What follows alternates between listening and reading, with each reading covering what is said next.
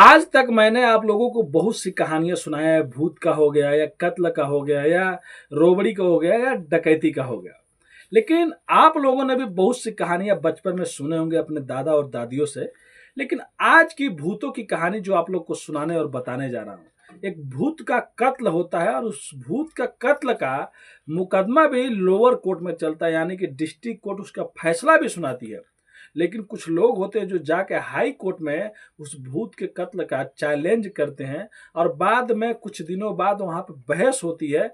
और बहस होने के बाद उस भूत के कत्ल में हाई कोर्ट का भी फैसला सामने आ जाता है। तो आप लोगों ने ऐसी कहानी आज तक सच में नहीं सुनी होंगी। तो अगर आप लोग कहानियों सुनने के शौकीन है, वो भी सच्ची कहानियां, तो इससे अपने भाई के चैनल को सब्सक्राइब कर लीजिए, दोस्तों को भी शेयर कर दीजिए। मैं जो भी कहानी सुनाता हूँ सच्ची कहानी सुनाता हूँ। आप लोग जहां भी रहे सेफ रहे, स्वस्थ रहे, अपने भाई को सपोर्ट करना मत भूलिए। तो चलिए कहानी को शुरू करते हैं। उससे पहले एक बार और आप लोग से कहते हैं, प्लीज चैनल को सब्सक्राइब करना मत भूलिएगा। तो नमस्ते, आदाब, सत श्री अकाल। आज की जो सच्ची घटना मैं आप लोग को सुनाने और बताने जा रहा हूँ, ये घटना उड़ीसा के जिला बालेश्वर से शुरू होती है। बात 1998 की है, जब वहीं पे एक गांव होता है जिसका नाम रस गोविंदपुर होता है। और ये गांव पूरा आदिवासियों से भरा हुआ है, मतलब वहाँ पे आदिवासी लोग ज़्यादा रहते हैं, उनकी आबादी ज़्यादा है। और यहाँ के जो लोग होते हैं ये भूत प्रेत को बहुत ज़्यादा मानते थे। इन लोग को ये लगता था कि भूत प्रेत सच में होते हैं और रात को कोई भी इस इलाका में घूमता उमता नहीं था और पूरे लोग डरे रहते थे जब रात होता था। बात वही की है, जब वहां पे एक पुराना एयरपोर्ट होता है उसी गांव के आजू बाजू में, जो एयरपोर्ट 1958 के टाइम में बंद था, लेकिन उसमें ज्यादा स्क्रैप थे, लोहे थे, कबाड़ थे, सब चीज था। कोई उठा के उनको मत लेके जाए चुरा के, इसके लिए वहां पे 2 गार्ड को लगा दिया गया था। और 2 गार्ड उस एयरपोर्ट का जो भी सामान था उसको रखवारी करते थे। चारों ओर छेड़दवाली थी, बाउंड्री थी, लेकिन एक मेन गेट था। मेन गेट पे 2 सिक्योरिटी गार्ड हमेशा रहा करते थे। उन सिक्योरिटी गार्ड में एक का नाम दिवाकर था और दूसरे का नाम गोविंद रहता है। बात उसी टाइम के 1958 की मई की, जब कलकत्ता से एक व्यापारी आते हैं उसी एयरपोर्ट का भंगार और कबाड़ लेने के लिए, जिनका नाम रहता है बंधु चटर्जी, और उनका एक नौकर रहता है जिसका नाम राम बहादुर होता है। वो लोग आते हैं मई 1998 में, 58 में, और वहीं पर रुकते हैं। और रुकने के बाद कुछ दिन अब इंतजार करते हैं कि जब नीलामी चालू होगी तो मैं उस सब चीज़ को खरीद लूंगा।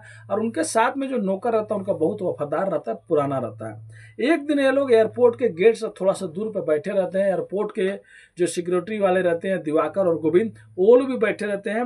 और राम बहादुर और ये चटर्जी जी जो खरीदने आए रहते ये रहते हैं। और दुकानदार रहता है जो चाय बनाता है। ये लोग बैठ के चाय पी रहे होते हैं, शाम के टाइम हुआ रहता है। तभी एक गांव से एक आदमी आता है और आने के बाद चाय पीता है। और चाय पीने के बाद कहता है कि आज मैं यहीं पे रुकूंगा और मैं गांव वापस नहीं जाऊंगा। अब गांव वाले जो वहाँ पे चाय वाले रहते हैं वो कहते क्यों नहीं भाई, गांव क्यों नहीं जाओगे। और ये भी चटर्जी जी भी पूछते हैं कि क्यों नहीं जाओगे। राम बहादुर जो नौकर रहता है वो भी पूछता है क्यों गांव नहीं जाना है।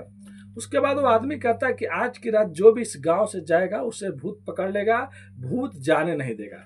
अब सब लोग हंसने लगते कि ये सब क्या बात कर रहे, भूत उत नहीं होते। वो कहता नहीं, सच में भूत होता है और आज की रात तो सच में भूत निकलता है और कोई भी रात को ज्यादा घूमता नहीं है। जब ये बात वो चटर्जी और उनके बहादुर जो राम बहादुर नौकर होते हैं लोग सुनते हैं तो कहते हैं कि हमें भी भूत देखना है। और दुकानदार कहता है हमें भी भूत देखना है। लेकिन दुकानदार पहले कहता है कि देखो ये सब काम रिस्क वाला है, यहाँ सब नहीं करना चाहिए। मैंने भी बहुत लोगों से सुना है लेकिन मैं आज तक भूत को नहीं देखा हूँ। अब जो बंगाल से आए रहते हैं कलकत्ता से, ये दोनों तैयार हो जाते हैं, नौकर और मालिक, और चाय वाले को भी तैयार करा देते हैं। और गांव वाले को भी कहते हैं यार चलो हमें भूत दिखाना, दिखाओ। और डरते क्यों हो, हम लोग 4 आदमी है, भूत दिखेगा तो हम लोग निपट लेंगे। अब बाद में चारों लोग तैयार हो जाते हैं कि ठीक है रात को हम लोग चलेंगे भूत देखने के लिए। अब रात को लगभग 10-11 बजे से और भी ज्यादा रात हो जाती है। तब ये लोग जंगल की ओर, मतलब जो रास्ता रहता है सुनसान रहता है और एयरपोर्ट के साइड में जो छिड़दवाली लगी रहती है उसी पे थोड़ा थोड़ा लाइट जल रही होती है, जो पहले की सरकारी लाइट रहती है, पेड़ भी रहता है।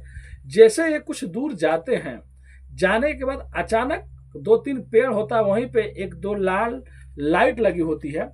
तो जिसका परछाई रहता है ना, परछाई इसी रोड के सामने आ रही होती है।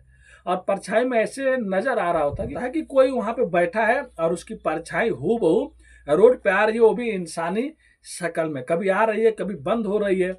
अब चारों लोग देखते हैं और हवा भी तेज बह रही है। अब सब लोग डर जाते हैं, लेकिन जो राम बहादुर होता है वो एक खुरकी लिया रहता है, एक बड़ा सा चाकू जैसा। वो कहता है कि मैं डरता नहीं हूँ, चलो चल के देखते हैं। तीनों लोग पीछे रहते हैं। वो धीरे धीरे उस परछाई के पास और उस लाइट के पास, पेड़ के पास पहुंच जाता है। और पहुंचने के बाद वो देखता है कि साफ साफ जो परछाई इंसानी दिख रही है और जा रहा है। उसके बाद वो डर जाता है और उसको कुछ और भी आवाजें साइड से सुनाई दे रही होती है। वो डरने के बाद अपना वो जो लिया रहता है हथियार, उसको लगता है इधर उधर भागने, चारों तरफ मतलब भूतों पे हमला करने लगता है। तब तक पीछे से भी कुछ लोग आते हैं, 3 जो रहते हैं इसके दोस्त, ये लोग भी आते हैं। और आने के बाद जो चाय वाला रहता है उसको चोट लग जाती है, जो घुमा रहा था। वो कहता है हम लोग भूत नहीं है, हम लोग तुम्हारे दोस्त हैं। तब वो रुकता है। रुकने के बाद देखता है कि और भी आवाजें अब आ रही है, कोई अब महिलाएं लड़कियां कोई रो रही हैं, सुसुक रही हैं। उसके बाद वो लोग और डर जाते हैं। फिर देखते हैं कि जो पेड़ थोड़ा सा दूर पे, वहां से कुछ लाइट भी जल रही है, लाइट की वहां से फोक्स भी आ रहा है। तब ये तीनों लोग जब जाकर देखते हैं तो पता चलता है कि वहां पे सच में महिला होती है। और ये आदिवासी महिला लोग, कुछ महीने के खास एक ऐसा दिन आता था जिस टाइम ये लोग महुआ का फूल तोड़ने के लिए मतलब जंगल में निकलती थी। उस दिन ये महिला आई होती है, जो कुछ मतलब डरती उड़ती नहीं थी। वही लोग आई आई रहती है और वहां पर खड़ी रहती है। शायद उन्हीं का अक्स उसमें लाइट में दिख रहा था, जिसके बाद ये भाग रहा था तलवार।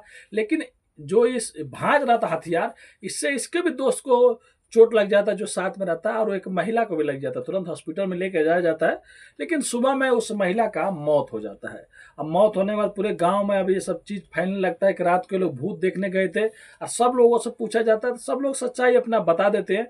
ये जो राम बहादुर है, ये भी सच्चाई बता देता है कि मैं भूत पे हमला कर रहा था, भूत दिख रहे थे। कब मेरे दोस्त को लग गया, दोस्त तो बच जाता है, लेकिन वो महिला की डेथ हो जाती है। अब उसके बाद घर वाले गुस्सा हो जाते हैं, जाके पुलिस स्टेशन में केस लिखवा देते हैं।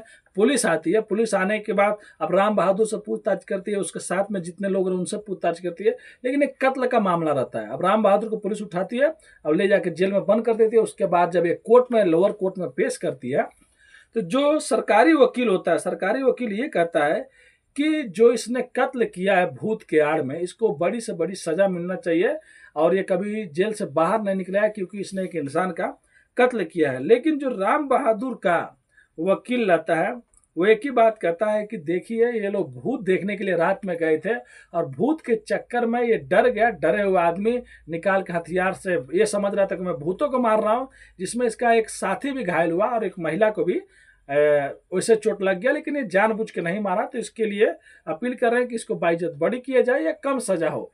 लेकिन जो लोअर कोर्ट रहता है, पूरी सच्चाई पूरे गांव वालों से भी पूछता है कि हाँ, क्या सच में भूत होता है। चाय वाला भी बताता है, तीनों आदमी लोग सही सही बताते हैं।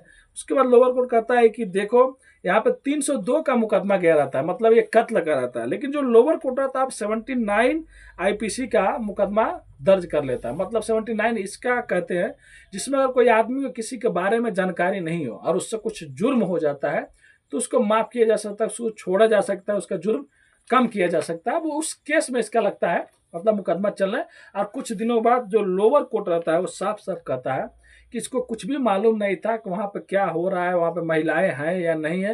ये भूत समझ के वो अपने हथियार भांज रहा था, ये लोग मार रहा था उन लोग को। तो इसको बाइज्जत बरी कर देते हैं। वो अब इसको लोअर कोर्ट छोड़ देती है। लेकिन जिस महिला का मौत हुआ रहता है, उसके घर वाले गुस्सा हो जाते हैं। गुस्सा होने के बाद जाके उड़ीसा हाई कोर्ट में चैलेंज कर देते हैं। अब जब हाई कोर्ट में केस जाता है तो हाई कोर्ट में बहुत लंबा बहस होता है। अब हाई कोर्ट में बहस होता है तो हाई कोर्ट भी कहता है कि देखिए, हाई कोर्ट जो अपना फैसला सुनाता है वो सबसे अलग सुनाता है। हाई कोर्ट भी कहता है कि ये जो राम बहादुर है, ये वहाँ पे बंगाल से, कलकत्ता से आया था और इसको उस महिला को मार के क्या मिलेगा, मतलब मोटिव भी देखा जाता है।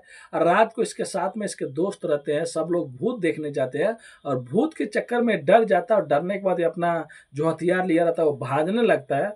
और भागने के बाद अब उस महिला को भी लग जाता है, ये समझता है कि भूत है। और पहले से ये डरा हुआ रहता है और पहले से यही रहता है कि मैं भूत देखने जा रहा हूँ। और वहाँ पे तेज तेज हवाएं भी बह रही होती है, ऊपर से परछाई भी दिख रहा होता है और इसके एक साथी को भी चोट लग जाता है। तो इस पर कोई भी मुकदमा या इसको जेल में रखने का कोई भी कारण नहीं है। तो इसको भी हाई कोर्ट भी उसको बाइज्जत बरी कर देती है। अब सोच सकते हैं, क्योंकि लोअर कोर्ट में ने भी ऐसा कर दिया होता है, हाई कोर्ट में भी कर दिया होता है, तो भाई अब कौन उसको जेल में रखेगा। तो सोच सकते कत्ल जो उस आदमी से अनजाने में हुआ, वो कत्ल उसको भूत के कत्ल में वो बच गया। यानी कि भूत को मारने के चक्कर में उससे एक महिला का कत्ल हो जाता है और कोर्ट यही कहता है कि वो भूत को मार रहा था और वो जानबूझ के नहीं मारा, अनजाने में ऐसा हो गया, इसके लिए उसको बाइज्जत बरी कर दिया जाता है। इसके लिए इसका नाम पड़ गया कि भूत के कत्ल में उसको कोर्ट में केस गया, कोर्ट में केस चलने के बाद वो फैसला सुनाया गया। अगर ये कहानी सुनाने में कोई छोटा मोटा गलती हो गया होगा तो अपने भाई को माफ कर दीजिएगा। अगर आप लोग भी कहानियां सुनने के शौकीन है तो अपने भाई के चैनल को सब्सक्राइब कीजिए, लाइक कीजिए और इस कहानी पर अपनी राय कमेंट करके जरूर दीजिए। आपका भाई जो भी न्यूज कहानी वीडियो बनाता है, सच्ची कहानियों पे बनाता है, सच्ची न्यूज पे बनाता है, तो ऐसी अगर कहानी देखना है मेरे भाई तो अपने भाई के चैनल को सपोर्ट कीजिए, अपने भाई को भी सपोर्ट कीजिए। आपका भाई बहुत ज़्यादा मेहनत करता है, दिन भर गाड़ियाँ चलाता है, टाइम मिलता है तो आप लोग के लिए कहानियां लिखता हूं और उसके बाद आप लोग को अपनी तरीके से मैं सुनाता हूं। तो मिलते हैं नेक्स्ट वीडियो में फिर से कुछ सच्ची कहानियों के साथ। अभी के लिए अलविदा लेते हैं आप लोगों से। धन्यवाद।